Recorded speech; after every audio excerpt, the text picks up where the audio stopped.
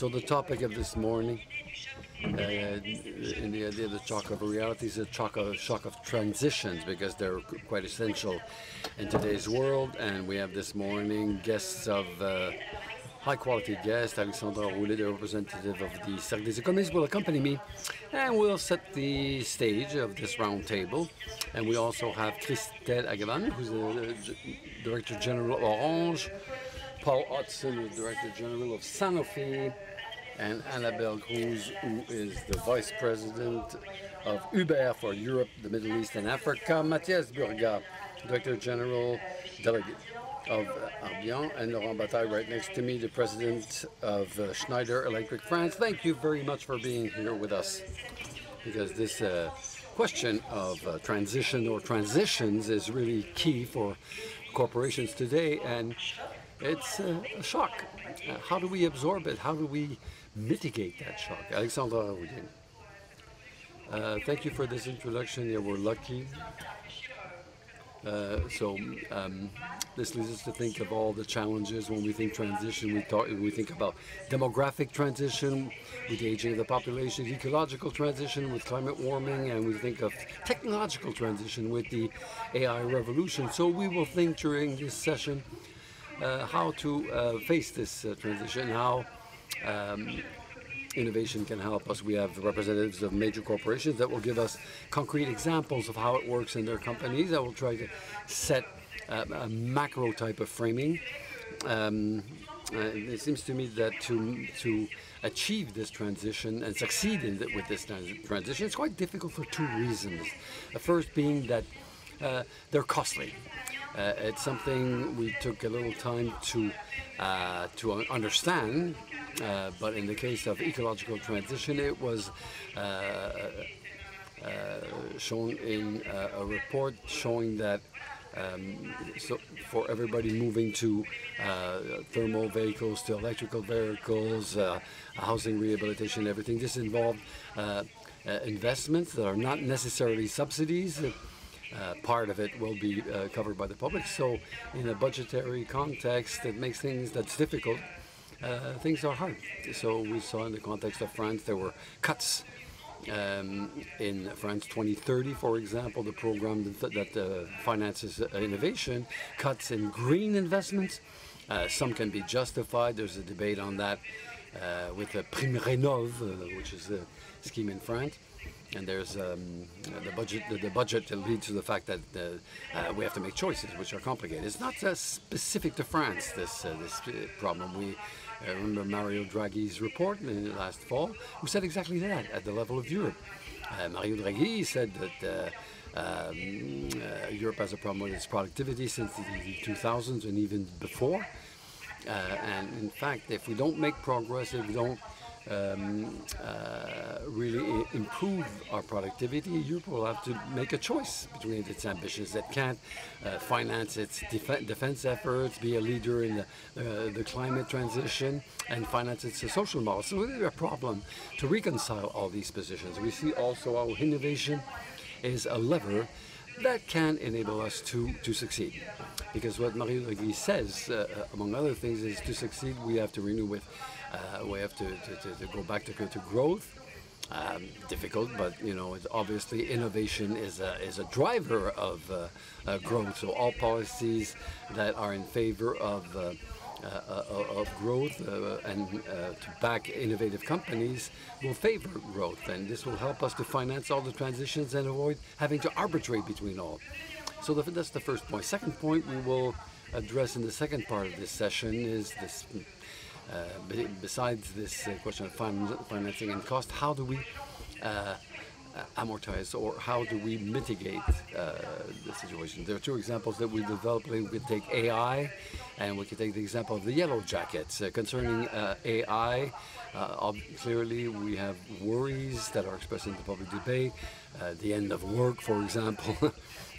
No, I think it will be very beneficial to employment, this technological evolution. But it's like free trade, you know. Free trade is beneficial, but it doesn't mean that there aren't losers, people that are negatively impacted. We saw in the election results, and the problem of the last decades is we haven't managed to really mitigate the shock. And we'll go back on that more in depth during this debate. And the second example, which is emblematic of how we can deal with this shock, is the yellow jackets. And this goes back to the question of innovation, what the yellow jackets told us, the learnings we have from this event.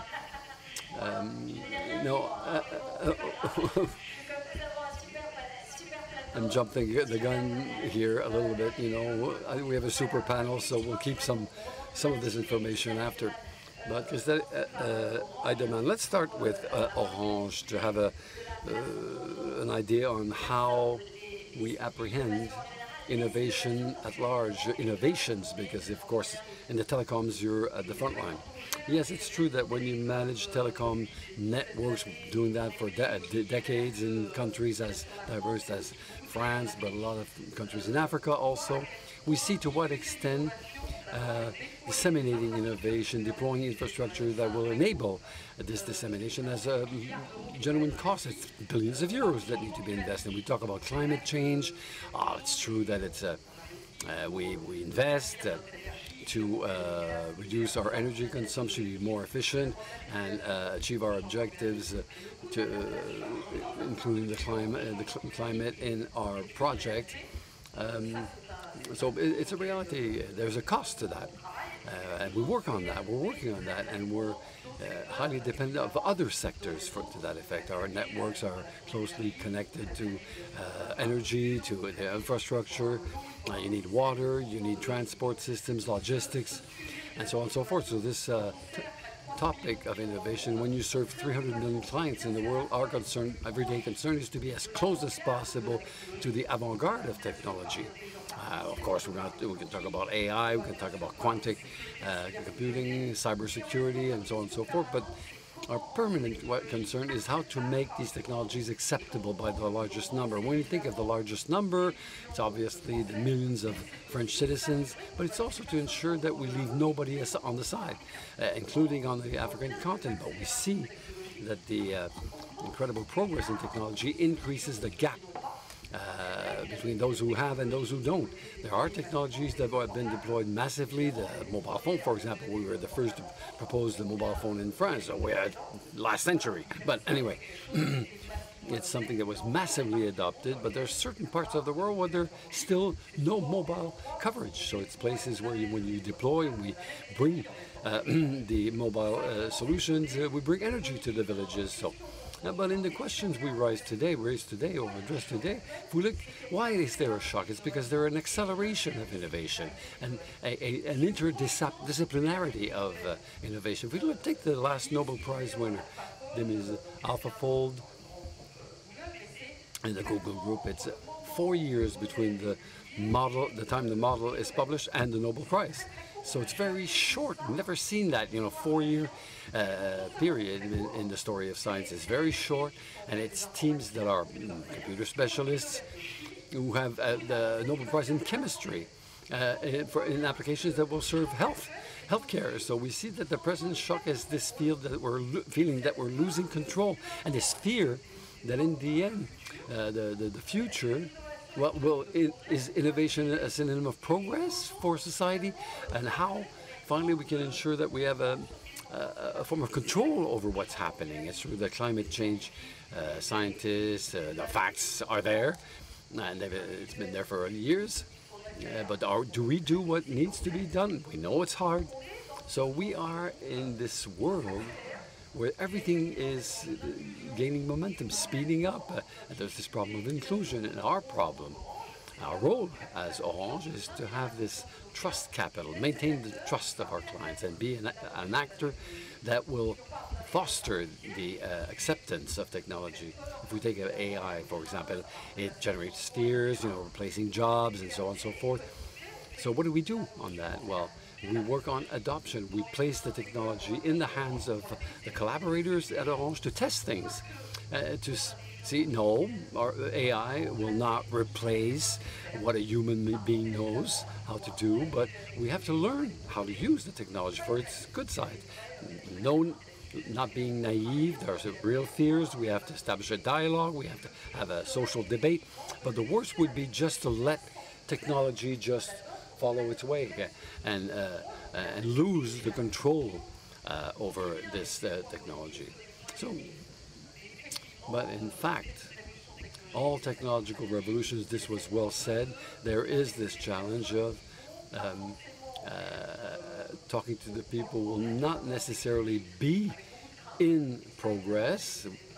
People have fear, but this is a social debate. But when you serve millions of clients, you're Orange, for example, and everyday people place their trust in you for their communication purposes. More and more clients, well, you have this problem of cybersecurity, everything's connected. There's a cost for cybersecurity, so we invest a lot to protect our infrastructure, protect our clients, but it's also an opportunity. Because for us, it's new fields of activity in which we are developing along with all other corporations and clients all the world over. So in the pharmaceutical industry, laboratories and research, Paul Hudson, it's a sector in the front line where competition is really harsh. Do we have the time to be concerned with any accompanying change, but aren't you just focused on innovation to the full extent? So give us concrete examples on that. Just touch on some of the things that have already been said so elegantly as well by everybody. The word shock is an interesting word. It's a shock in Europe. Yeah. It's not a shock in the US or in China. In China and the US, everybody is moving full speed to take advantage of the new industrial revolution. In Europe, the problem is the availability of new tools comes at such a pace at the same time as Europe is declining and losing its innovation strategic imperative, which makes the shock more than it's ever been. We know that over the last several hundred years, when different industrial revolutions have happened, like now we have with AI, people had 1, 2, even 3 generations to get used to new technology. Could be the printing press, could even be mobile phone, it could be whatever, but people had time and to evolve. The problem with this shock is that innovation is coming in a single generation. So nobody's really able to adapt at the speed that they thought they might be able to. And we know for certain, and what we say in Sanofi routinely is we say to people, don't forget that human plus AI beats human without AI. So people ask me all the time, are we going to lose jobs and what have you? Well, no, first what we're going to do, to the point of earlier, we're going to increase productivity. That is the absolute goal. We can't cut enough cost to create value in healthcare. We can make people much more powerful in terms of delivering innovation. I have the great privilege of chairing a CEO roundtable with Bill Gates, and Bill and I became quite close over the years on this thing, and he would often give me little words of wisdom. And he said to me recently, Paul, you have to remember that the last 100 years of innovation, the last 100 years, the equivalent of it will happen in the next 5 years. So everything invented over the last 100 years, the scale of that will come in the next 5. In fact, that only 1% of anything that will ever be invented has been invented. 1%. And you think how advanced we believe we are. So inside Sanofi, we say, and I would talk to other CEOs, it's a revolution. The big problem in Europe, most CEOs delegate the revolution. They give it to a CDO, they give it to a task force, a work stream, McKinsey, BCG, and it's matured so fast in terms of large language models, number of parameters. You know, the human being can process 60 bits of information a second, whereas a decent large language model is 800 billion bits of information a second. We can't compete, so we have to understand where the opportunity is. The reality for us is, if you delegate the revolution to people lower down your organization, you've already lost, because that's not what's happening in China and the US. In healthcare, we've deliberately decided to go all in. Some of you may or may not know the industry well, some of you may or may not care, but when you get sick, you care. Of course. We work very hard to bring medicines through. Normally, it takes 15 years to develop a medicine, and we've spent about €1 billion on a medicine that is 12 years from launch, and it has a 90% chance of failure. 90% chance of failure, and we've already invested $1 billion, and we don't know if it's going to work. 6 years to go, 60% chance of failure. 2 years to go, 30% chance of failure. What we're doing is trying to go end to end on how we design molecules, how we find the right patients, how we get patients, medicines to patients, how we deliver them, how we make sure there's inventory. We're trying to just improve the probability at every step, make the molecule a little bit safer, make the molecule more likely to succeed. Maybe that 90% chance of failure can become 80%, can become 70%, running huge models, maybe even getting to quantum, we were just talking about that, trying to make sure we can design down to a single cell as we're designing molecules. So we're on this journey, and I worry greatly for Europe, greatly. You mentioned Draghi. You know, Draghi had it right. For me, you read Draghi's report, Europe is not competitive. I have the privilege of talking to many people in the Commission, at the very top of the Commission. The emphasis is on how do we regulate? How do we operate together? How can Hungary play safely with Spain and France? And the reality is, it's so inward-looking at making sure the game is played fairly. Subsidies are fair. There is no bias. Meanwhile, China and the US are just doing, and we know this. I love this country, but this country can't beat China or the US on its own. So it has to work in an efficient Europe, and Europe is determined to go backwards. The shock is yet to come. The final shock will be when people realize it's too late and that Europe has overregulated. Thank you. So early in the morning, thank you very much. It's hard in to healthcare, hear. we're happy. Thank you. No, bon, alors, donc voilà. Okay, fine. We're already late. So, but nevertheless, we're working, we're making progress. And Mathias BURGHARDT, your work on innovation on those you will help and in your own trades, you've been told.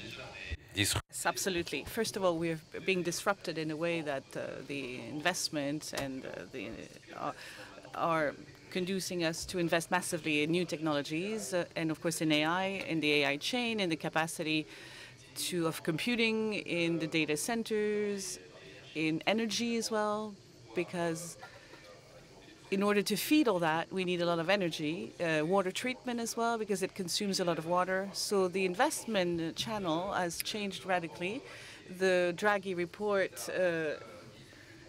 has shown that there's a lack of private investment in Europe, and it's up to us to mobilize private capitals, the capitals that with private investors, because we know that from institutions it's not going to grow as it did in the past. So the future is about mobilizing private savings that represent 50% of the whole investments. So it is our first challenge to finance the famous 800 billion per year for the energy transition, but also for innovation, so which as per the Draghi Report. And the jobs, our jobs are completely modified, the productivity gains in our analysis, the way we identify investment opportunities, the way to build a portfolio to make sure that the amount, the full amount, the final amount of investments brings overperformance. So all our jobs are disrupted by AI, and our employees are not more prepared than others to face this new challenge. So these changes, what are going to create? They're going to create a concentration in the sector that is ours, a very strong fragmentation, because you need to have the capacity to have access to information, because finance is a science of information and treatment of this information, management of this information. So that requires massive IT investments. and this is going to lead to a concentration of in our sectors. So we have the investment universe that is completely changing. We're going to have to identify the companies that are going to be the leaders of tomorrow. We're going to have to help those companies to change, and at the same time, we are being changed. We are being upended. So it's a double challenge for an industry of private equity that was mostly B2B. It is going to become B2C, but it's not at all the same job at the same time. Anabel Cruz, let's continue our roundtable, and we'll get back to the main topics later on. Uber is, by essence, a disruptive technology that changes completely the sector. How did you manage this innovation, and how does it look for the decades to come? Well, the title of this panel could be, frankly, the title of our book. So, and definitely it's our day-to-day journey, managing the shock of innovation. Maybe not many people know, but the idea of Uber was born in Paris. Actually, 15 years ago. On n'est pas si en retard alors. Yeah. So we're not that late, we're not that behind, are we? Only 15 years ago, if you consider the size of our business today or the platform that we have built, 70 million users, 8 million drivers, 33 million trips daily globally. So it's been really a continuous disruption of mobility as we understood it. And right now, obviously, we are in the middle of the next disruption, which is, in our case, for sure, artificial intelligence, but obviously autonomous cars. And that is, again, not anymore science fiction. It's something that is happening as we speak, particularly in the US, but also a lot in China, as Paul was mentioning.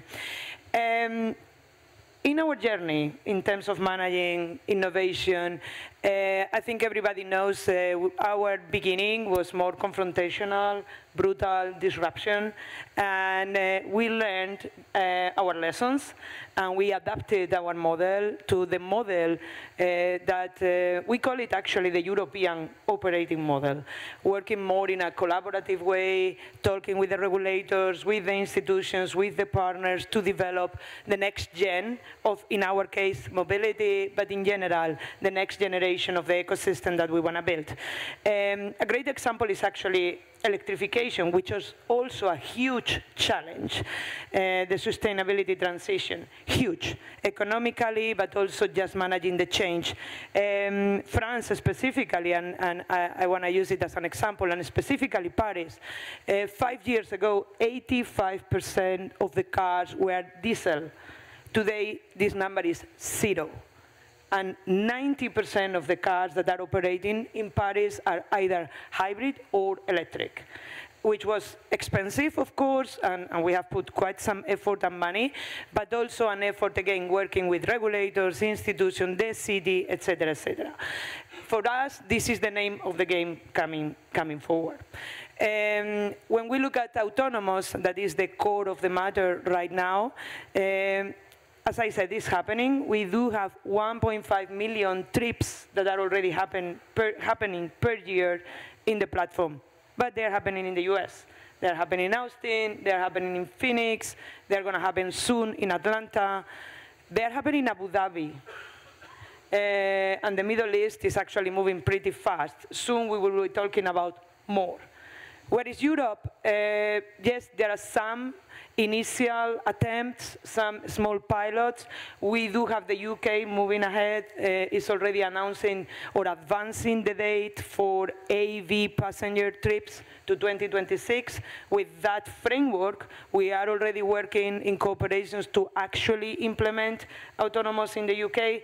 In Germany, some regulatory framework is being developed, and particularly we are looking at Hamburg for our first pilots. In France, we have had some trials in the past, specifically with shuttles, but this is not slow, and frankly, we do believe France is one of the countries where, given the engineering background, the, in general, innovation, history of this country, we could be doing faster and we could be doing more. And to the point on how to manage the transition and how to get this, we don't see we do see many years to come where human drivers and autonomous cars will be shared, will be coexisting and be managed in a shared platform. Autonomous cars are going to augment the possibilities that we have for mobility. For example, simply serving places where the number of drivers that we have are less, allowing human drivers to do niche use cases. We were talking with Paul about the executive use case that could be served better. If we have autonomous cars that could take care of a bunch or a lot of trips in the platform. But we do see that transition as a hybrid model that is going to be coming and is already, as I say, operating, and it's going to be the name of the game for many years to come. We do expect that this amount of supply, and as the cost will reduce, we do expect that we will keep fighting the battle, which is our goal, of eliminating private cars. And that's a great revolution for the world. If we do have less cars in our streets, less pollution, and less complications at a personal level, but at a social level. And that's when the real shock will come, and the only way society and cities will only accept this when it's actually solving the real problems that, frankly, we still have in Europe and obviously in many other places. So we do believe Europe has a big role to play. I personally do hope and expect that we are up to the challenge and start creating this framework where innovation is going to flourish again in this continent, and we can be talking in 1 year about the many cities where we are actually operating with our autonomous cars. Thank you very much. So it's a little more optimistic. Thank you. Laurent Bataille. Laurent Bataille. So you probably think we need to change, we need to choose innovation to be efficient. Yes, because we're in an environment where there's a lot of technology available. First of all, I'd like to say a word on what was said previously by Paul. Innovation is not something you delegate.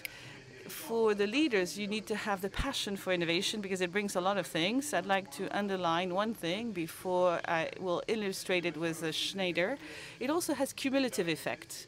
The reality is that companies which innovate, for example, that deploy digital architectures, they have a tendency to lead the way.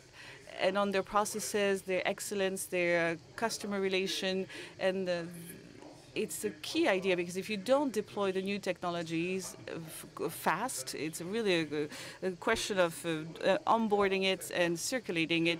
You're going to exaggerate the divide with other companies. At Schneider, we deal with energy, and we're at the crossroads of two major transitions in our economy. The first one is the energy transition, where we have to concentrate on the electrification of the world. I remind you that 3/4 of the energy in the world today is fossil energy, so we need to increase the remaining quarter that is just electricity. And second big transition is the digital transition, because it allows to improve the functioning of our infrastructures to use less resources, to waste less, and to use less energy. So these are two major principles, which means that all the innovations on which we work at Schneider, they're trying to address these two main issues, to bring access to electrification and to also accelerate on digital sector to use less resources. What do we do? A few examples.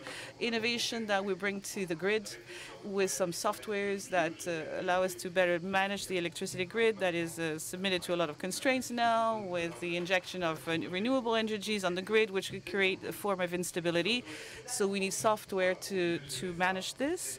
It also means products for the grid that are more sustainable. We use composites that composite materials that last longer on the grids. So this is infrastructure. It has to last for 30 years, 40 years, 50 years. Second example, data centers. The innovation that we're making allows every year for NVIDIA to change these famous GPUs and to bring more density on the grid and more efficiency on digital infrastructures. For example, the improvement of cooling systems. We're making a big transition towards what we call liquid cooling. This is fundamental for digital architectures. If we go down to construction sector, this control systems that allow us to save up to 30% of energy in small buildings. In France, half of the small buildings have this control system, which means are not equipped, so we waste a lot of energy. Technology is there, we just need to use it. Last point, in the industry sector, we talk a lot about AI. It would be good to do AI in industry as well, but to do that, we need to have a data model. So data models and data infrastructure if we want to improve the functioning of the systems and on the industrial sites, not site by site, but at the level of the company itself. So we have infrastructures of data that allow to deploy AI on a big scale. So the passion of innovation is key if we want, particularly in Europe, if we want to catch up with the US and China. But we need to have a mindset of a challenger to do that. And also, I'd like to open up on an innovation that is more like a business model. As an industrial company, we're very aware of the use of resources, of raw materials. An innovation that we work on now is the circularity, which means knowing how to fix our products. So we need to design them in a different way from the get-go. So in 30 years, 40 years, we can repair them. Thank you very much for the first approach of each of the speakers, the first few words. I hear that we're lagging behind, that we need not to delegate. They're winners and losers. And we'll get back to you, Alexandra and Christel, on the innovations that you made and also the ones that are in the pipeline in your field, right? It is true that AI is it's not just an innovation, it's a real technological disruption that is going to take a lot of time, but at the very beginning it's going to take a lot of time. And we're looking at something on the same scale than electricity, so we need to look ahead, thinking we're really at the beginning of the game, but the speed at which it arrives makes us not want to lose any time at the starting line. In our sector, the major question in telecommunications is what our telecommunication system look like even in 5 years, when the traffic will be massively generated by AI models. It is the case already, knowing that our networks, we have networks that digest growth of traffic of 10 or 15% per year. With the challenges, we should not consume more energy at the same time. And we need to finance that. So we have an economic challenge and a challenge in the sense of our resource model. So in the world of tomorrow, which will be dominated by AI, and we're going to have networks that are at the same time, we see the traffic and we see what exploding in the traffic with the major global data centers, because all the companies are migrating their data in the cloud. And the major question is AI in the future will be more frugal, because at the time, for now, we're blindsided by the training, by the fact that we have to train the big models, but AI at scale will happen close to where it's used in companies themselves. So that means we're going to need to build these networks for tomorrow. And the computing capacity keeps increasing in the cell phones. It's going to increase in the servers that we put in the companies.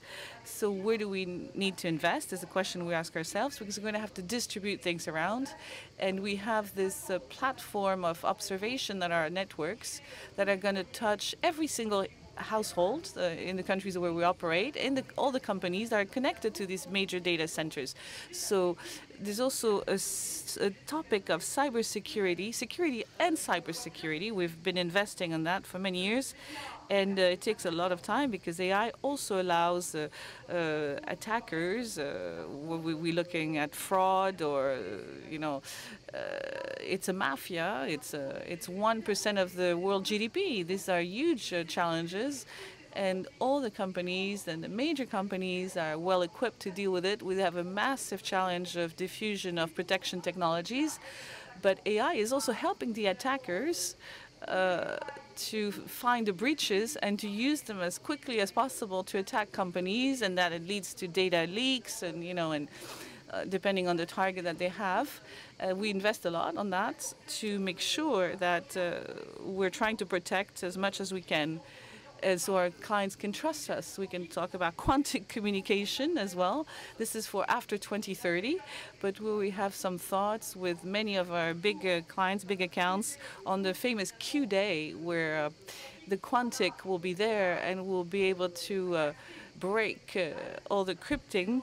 This leads to a lot of questions such as Sanofi, which need to protect their industrial secrets, and they cannot afford to think that in 5 years, if people have access to their data and have stored them now, thinking that in 5 or 10 years we'll be able to break the codes and find all the secrets. These topics deserve a lot of attention, and we need to anticipate of what is going to happen, might happen tomorrow. So not all companies have to think about it, but in many sectors we need to. Paul Hudson, I see you nodding, and do you want to react to Christel HEYDEMANN? Quantum pieces are real, and Q-Day, I don't know how many people worry about it, but we worry about it.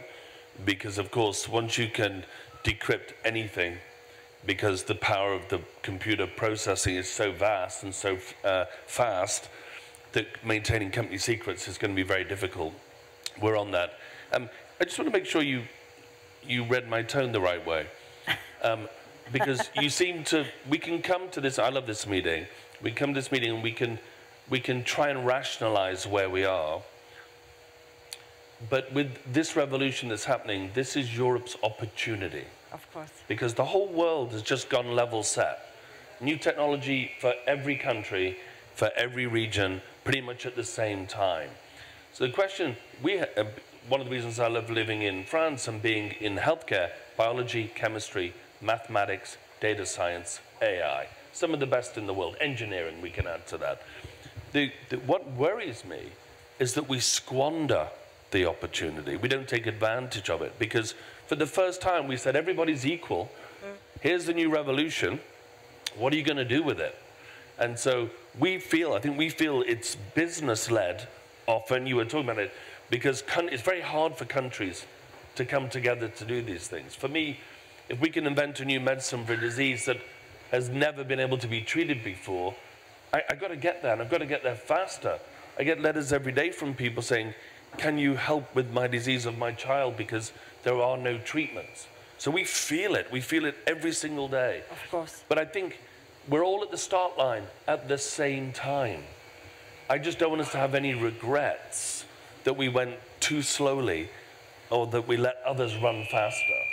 It would just be a missed opportunity, particularly in France, which I would argue, and I don't want to cause controversy with Spanish colleagues, I would argue France is the leader in Europe in all of the ways to win over time, probably by some distance.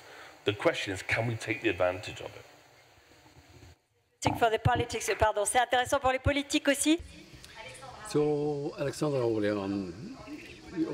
yeah, I fully agree with what Paul Hudson has just said, and the fact that considering everything that's happening as an opportunity for Europe. But going back to the initial remark that struck me as European is the fact that the United States and China are taking the lead, and that Europe is left behind. It's true in statistics. But where I would introduce a nuance here is that you said, okay, the question of the shock is only concerning Europe, but I don't fully agree with that, because when you look at the election of Trump, we can understand it as the US obviously have capitalized on productivity gains, but they haven't absorbed the shock for the losers. And so we had the election of Trump, and so we have all the budget cuts, the universities and so on and so forth. So we have there's a problem with the productivity in the U.S. So I agree with Europe being dragged behind. Yeah, I think that France can be a leader in that, but I think the shock is also true for other continents, not only for Europe. Paul Hudson, or who wants to comment on that? Mathias, BURGHARDT, on the shock and consequences, the impacts. Do you want to? Well, in fact, yes, there's an opportunity for Europe, that's obvious. And to respond to Paul, the fact of going too fast and too brutally creates backlashes. And we see that what was the advantage for the U.S. in terms of productivity and competitiveness was really linked to research, scientific research with universities. Today, it's not massive, but there are a lot of universities that are really wondering about their future in the U.S. There's some researchers that eventually want to, find relocalize, find new horizons. It's not that simple. But to go back on your question, in our industry, innovation for the moment has enabled us to be more productive. That is, deal with the information in a faster way, to replace first-level work. And what we're heading for tomorrow is the predicting. What the AI brings is a breakthrough, a technological breakthrough, because it gives us the capacity to predict the future. What it means for us is to know what investments will yield performance tomorrow, how we can develop portfolios that will be more performing. So this capacity of predicting the future is, for me, the new frontier that AI brings forth. Will predict the impact of molecules. That's true for healthcare, on the patients, for example, on diseases, and in our trades, in all trades, finally. This prediction capacity is probably what will speed up the process, and that's why today it's difficult to know what the future will be made of in 5 years. I'm lucky as an investor. I can invest in all trades. I can diversify my exposure. That I understand the difficulty for each business to understand what it is its business will be in 5 years, and the productivity gains achieved by its competitors in Europe and elsewhere. Us in investment, we have the possibility to diversify, and with an uncertain future, it's an easy response to bring forth. In one word, Laurent Bataille, and if we go too fast, we lose some people. And no, it's not the question for today. In particular in Europe, I think we have a real challenge. That's speed. The speed to adopt. When Paul said it's a level playing field in terms of technology, he's right, because we live in a world where the dissemination or diffusion of knowledge is practically instantaneous. We all have access today to the same model in AI. So in reality, what makes the difference in terms of business model transformation and is the speed at which actors are capable of absorbing and deploying these technologies to change the way they provide services and products and value to their clients. And so this calls for a lot of management of change. That's obvious. We see that, and it's also calls for more education. We talked about the question of U.S. universities. The question behind that, underlying beyond that, is in a world where technology is taking such a big space, are we ready and are we capable of understanding it at a time where we train less engineers, at a time where we wonder if it's good if children, teenagers use ChatGPT. We know that AI will become a professional tool that we'll have to use in the future. Well, we have to answer these questions. We have to be very attentive in change management on how we take over these technologies at a very young age and very rapidly.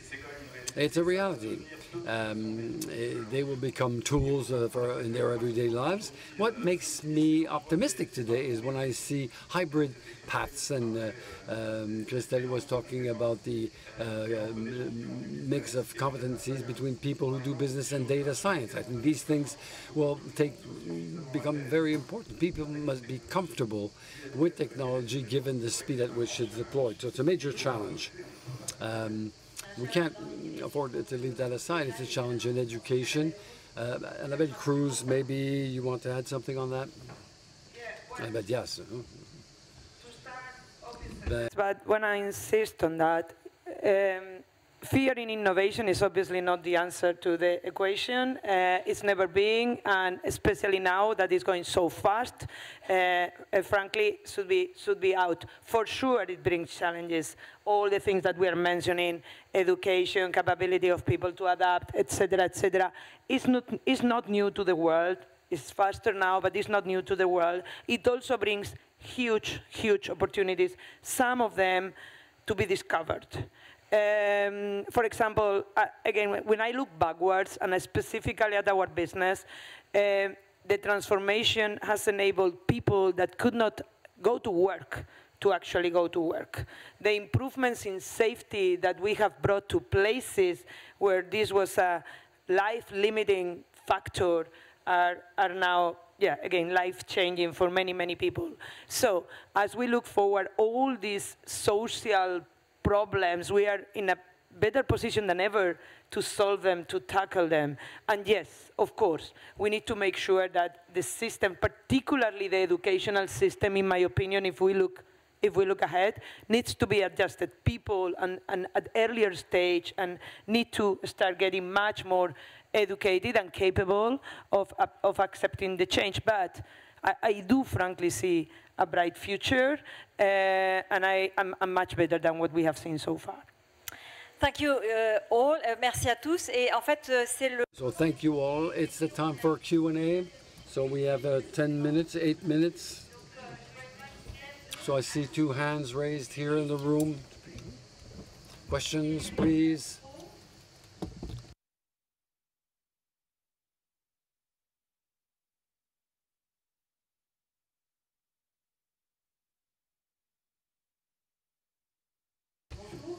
Good morning. Please introduce yourself and 1 question. We have 7 minutes to go. So thank you. I'm Gildas Traside. I'm an entrepreneur in the legal tech. And my question is for the whole of the panel, in fact. According to you, with the news, the current events, if we need to do some predictions and place ourselves in the future, what should we expect in the near future in terms of transition or shock innovation? Remember that we had the COVID-19 crisis and we had to adapt to a real sanitary shock. And today with the transition with AI, what should we expect in the couple of years to come or months to come? So what will be the next revolution? Well, again, we need to absorb that one already, but that's the sense of my question, in fact. What are we going to face in the future? Sir, yes, another question? Steve Smith, and private investor. So my question, for Europe and chiefly France, what is the winning strategy in AI, and what is a losing strategy that we shouldn't follow or shouldn't adopt? Thank you. Interesting question, sir. Mathias, KPMG. So I have a question on the solutions to speed up innovation in Europe. Maybe another question on sovereignty. In the end, is our investments an issue dealing with the sovereignty? So who can answer how we absorb AI and the revolution, and at the same time, what would be the best solutions so that we don't go wrong when we deal with these evolutions? Christel, HEYDEMANN, I have no answers on the predictions in 5 years, for example. No, on the one hand, there is this acceleration in time. We see that we're facing shocks. We're in the acceleration of AI, ultra-tech, ultra-connected and everything, climate change and the shocks we will experience, extreme events that we'll be faced with. We lose electricity, we lose our networks and everything. So it means we'll have to oscillate between an ultra-resilience faced with these shocks, and at the same time, ultra-technology that will help us win. So I think that's where the path is uncertain. Obviously, to win with AI, for example, there are technologies that even though we're under the impression that it's the major tech actors who are the champions because they have access to all the web data, all the data of the search if they are Google. And so, in fact, the AI that will be in health will be developed in smaller models on data models or proprietary data models. So my concern with Europe today is how we manage the data. We've regulated a lot the data. We regulate AI. So the real question is, will this regulation enable us to adopt faster? The answer is no. So we shouldn't go back to protecting private life and everything. But I mean, privacy, I'm sorry. But we will have to allow, well, we will have to regulate one day, but we have to ensure that we don't hinder the evolution of industrial sectors and all sectors of economy. Develop AI with the data that should be that of Europe. We're not going to use US or Chinese models tomorrow. We need to use our own models, whether in education, health, industry, what have you. So it's true that this topic today of making sure that we have the capacity to test. And unfortunately, we have too many regulations that the others don't have. We shouldn't leave them aside, but we have to find the spaces of innovation. So Alexandra, if you want to conclude, please, and then I'll hand over the floor to Paul Hudson, Mathias BURGHARDT, and maybe Alexandra will conclude at the end. Paul Hudson, what do you have to say on that? Well, I think you're hearing it. You know, everybody believes we need to create an environment to be a success. Yeah. Over regulation, over sensitivity. We can't be casual people's private data. There's a line to be drawn, but we shouldn't add hurdles to make our innovation much slower than everybody else. You ask what is the next thing in AI and where's it going in the revolution? You know, the last 20, 30, 40, 50 years, if you watch a movie about the future, it's floating cities, flying cars, it's silver, it's spaceships. If you look out of your window, nothing changed over the last 200 years. The only thing that changed was data, insight, compute, agents. It's what you have in your hand. I think you said it more than we've ever had before. The revolution is how you manage data and how you take insights from it. I was with 150 CEOs at a meeting in the US just recently, half tech, half industry. And the question was, and these are very senior people from Microsoft, Apple, everybody.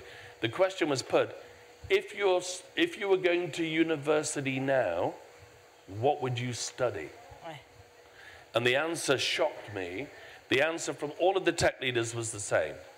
History, geography, philosophy, religion. And I sat there going, oh, that's a bit of a surprise. And they said, well, it's quite clear. AI, its first victim is IQ. It can replace IQ very quickly. But emotional intelligence, EQ, takes more effort. Implementing and transforming and handling shock and revolution takes touch. It takes more complete humans. So the humans, we have to be better than we've ever been to be able to do it. By that, it's not, I never did a social activity, I never played a sport, I only studied so I could get into the Polytechnique or wherever I need to do. The bar is now higher on the softer skills than it has ever been. So if you ask us how to prepare soft skills, all in on data, remove as many barriers as you can, but keep, obviously, what is sacred, sacred, and we have a shot. Thank you. Mathias BURGHARDT, one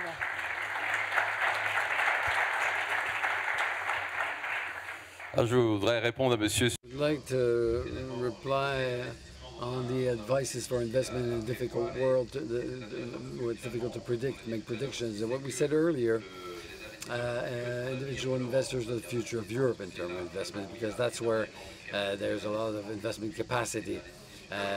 And today, people invest in non-risk investments. In the Laurent report, the idea was to promote mobilizing this effort to enable to all the actors to find the financing on a European capital market, unified market, and by having the direct access to the savings of Europeans.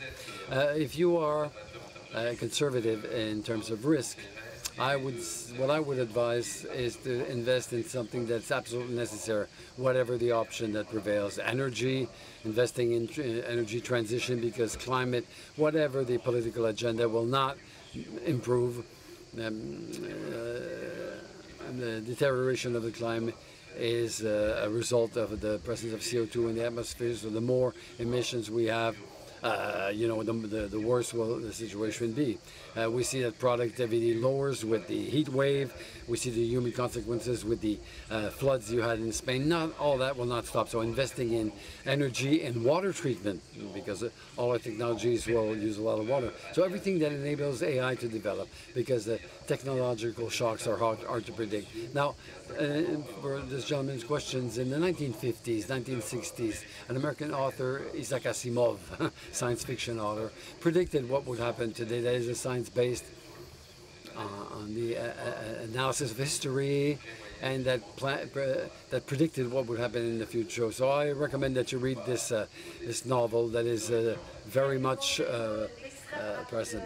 So quick conclusion for Alexandra, ROULET. We're already late. So on the industrial policies that we sacrificed because we're too much attached to the competitiveness policy, but we have to articulate both on the question of sovereignty. Yes, the world is non-cooperative. That's what we observe now. We don't cooperate, and we have to be very careful with when it comes to sovereignty. Thank you very much. Fascinating debate. Thank you.